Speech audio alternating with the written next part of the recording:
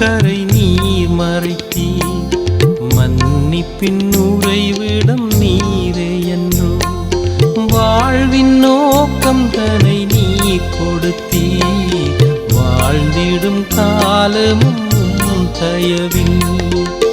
பாடுவேனே உம்மை நாளும், வாழ்த்துவேன் நின் நாமத்தை. பாடுவேனே உம்மை நாளும், வாழ்த்துவேன் நின் நாமத்தை.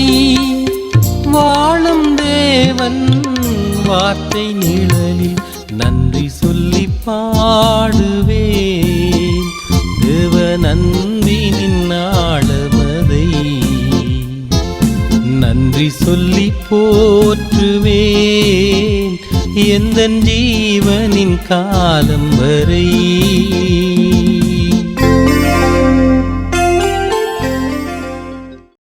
கர்த்தருக்குள் அன்பானவர்களே, அனுதினமும் கிறிஸ்துவுடன் தியான வேளைக்கு உங்களை அன்புடன் அழைக்கிறோம்.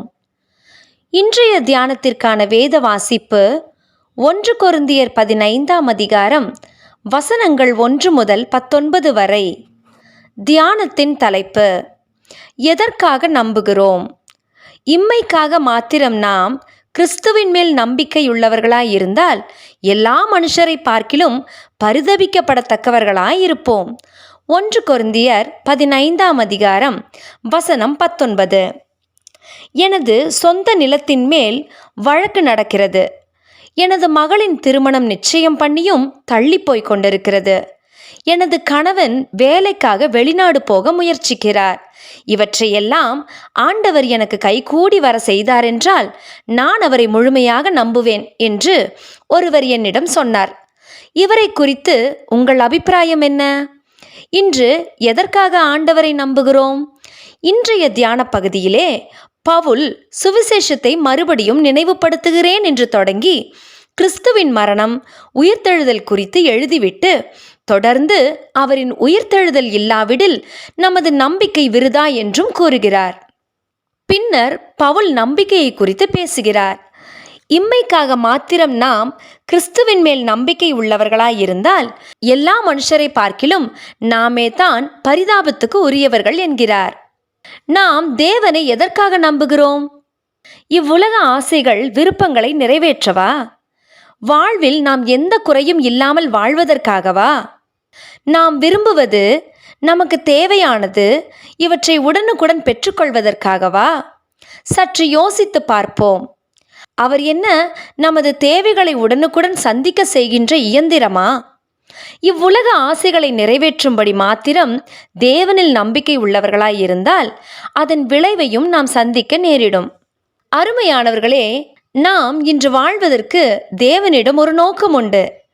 அதை நாம் இனம் கண்டு அவருடைய சித்தத்திற்கு நமது வாழ்வை ஒப்பு கொடுத்து வாழ எத்தனிக்க வேண்டும். இல்லாவிடில் இந்த உலக வாழ்வுதான் முக்கியம் என்றெண்ணி அதற்காக மாத்திரமே தேவனை தேடுகிற பரிதாபத்திற்கு உள்ளாவோம். நமது இவ்வுலக வாழ்வு ஒரு கூடாரவாசி போன்றதான வாழ்வுதான்.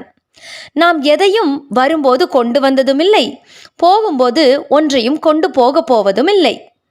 சில காலம் வாழ்ந்து மரித்து போகவும் நாம் வாழவில்லை. இந்த உலகிலேயே கர்த்தருடனான வாழ்வை வாழவும் அவரை உலகிற்கு பிரசித்தப்படுத்தவுமே நாம் வைக்கப்பட்டிருக்கிறோம். அதுதான் தேவனுடனான வாழ்வு. கர்த்தரின் சித்தம் செய்வதே நமது வாழ்வின் நோக்கமாகட்டும்.